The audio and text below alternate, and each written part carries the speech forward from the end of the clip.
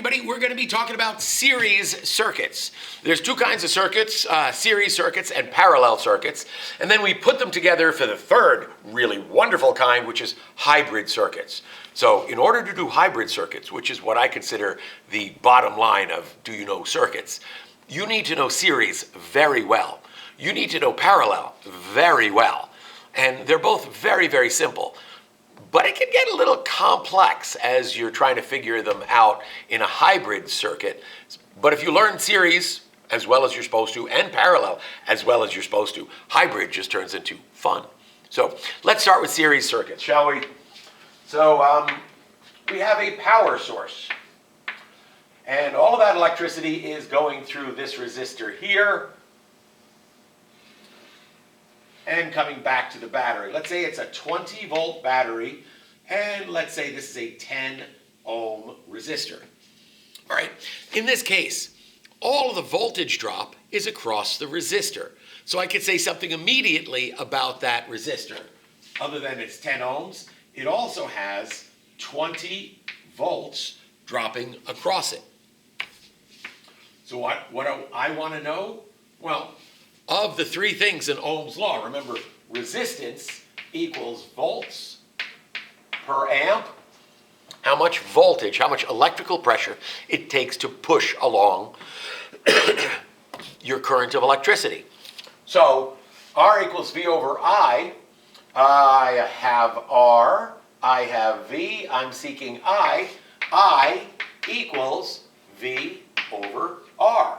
So in this case, I have 20 volts over 10 ohms, and an ohm, if you'll remember, is a volt per amp. So to get rid of it here, multiply by its reciprocal, but multiply by the reciprocal on top.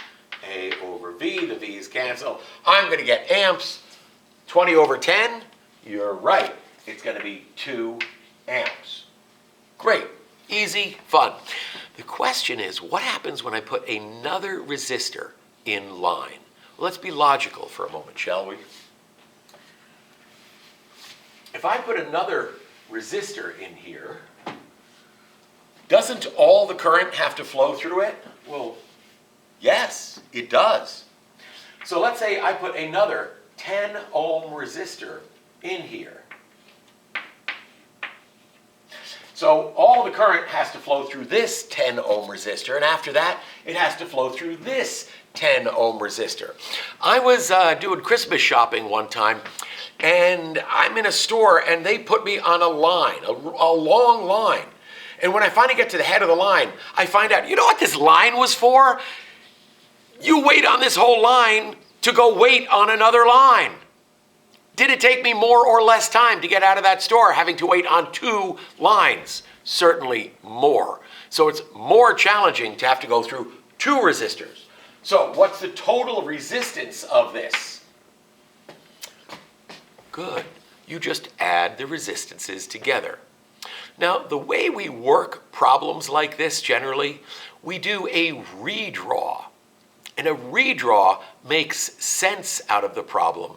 And then we can fill in what we get from the redraw back into the problem. So the redraw here would be 20 volts going through a 20 volts. And what would the resistance be?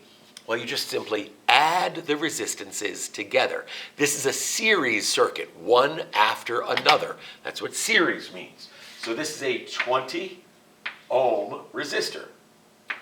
The entire voltage is dropping across this. This is why a redraw is such a smart thing to do.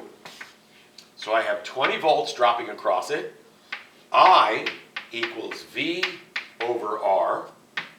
That's 20 volts over 20 ohms, and an ohm is a volt per amp. So amp over volt, the volts cancel.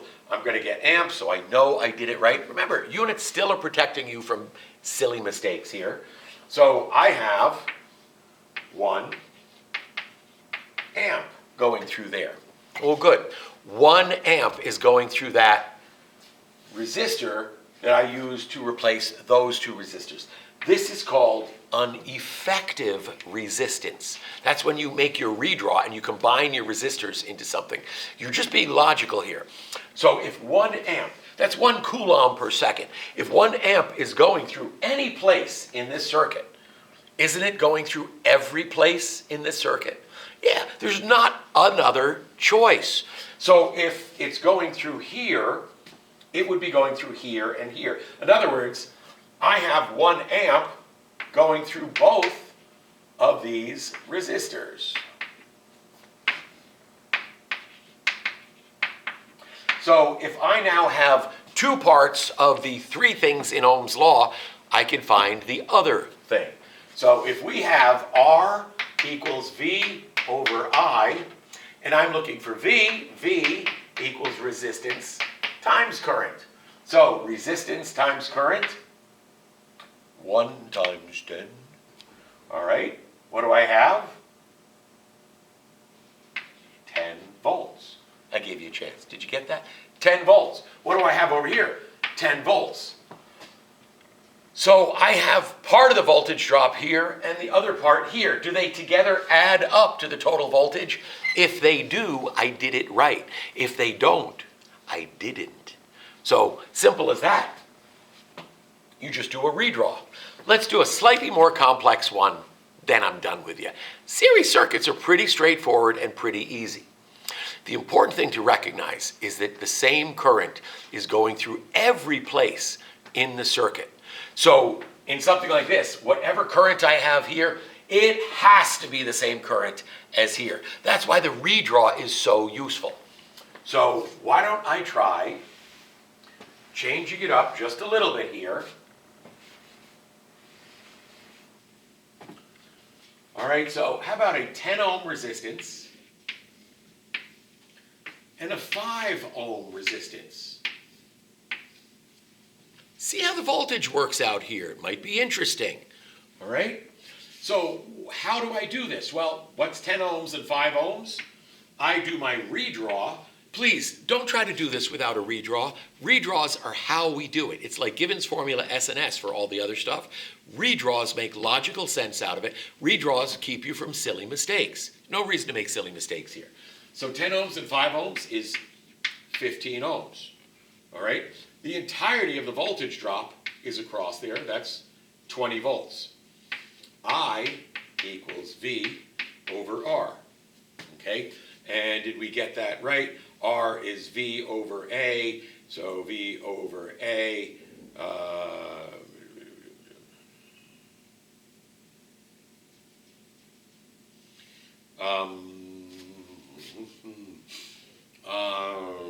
I equals V over R, so R is volts per amp, and invert and multiply amp over volt.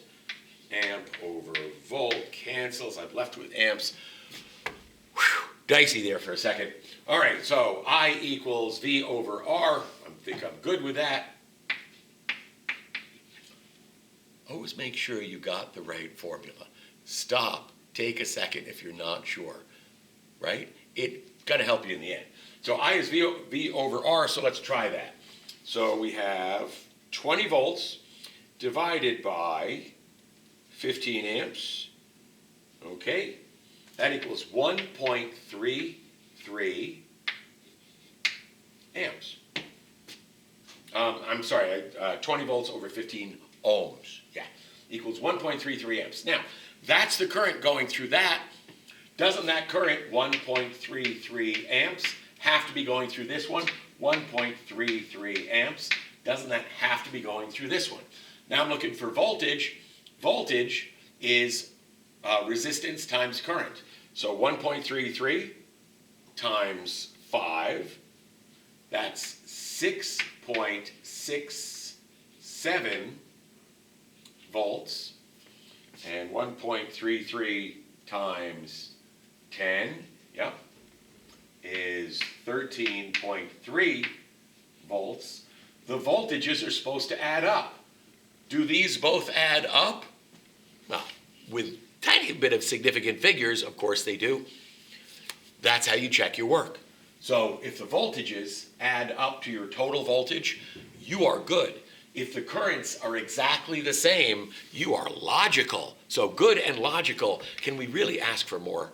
So that's how you do series circuits. They are simple. They work. We use them all the time. They're kind of brilliant. As a matter of fact, hey, don't go anywhere.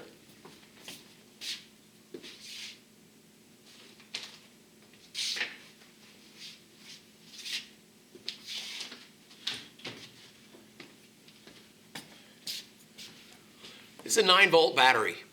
Okay, 9-volt battery. How do we get a 9-volt battery? Because the chemical reaction that produces the dry cell battery is 1.5 volts. How do you get 1.5 volts? How do you do that? If you take the shell off a 9-volt battery, that's what you have. Count them. There's 6 of them stacked. There's 6 1.5 volt cells in series. So their voltages add one after another after another. If you put two D cells in a flashlight, that's a 3-volt flashlight. What about 3 D cells in a flashlight? That's a 4.5 volt. Oh, how about a 4 D cell flashlight? That would be a 6-volt flashlight. They added 6 1.5 volt cells together. How many volts do you get then? A 9-volt battery. So we use series circuits all the time. It makes a lot of sense. And I'll see you next time when we're going to talk about parallel circuits. Parallel circuits is where the voltage is going to stay the same, but now the current will divide. And I will prove that to you when we do parallel circuits. But you got to practice a bunch with series circuits. Don't take it completely for granted. Easy, yes. But when we get to hybrid circuits, you're going to have to really know what you're talking about between series and parallel. So practice a little, will you?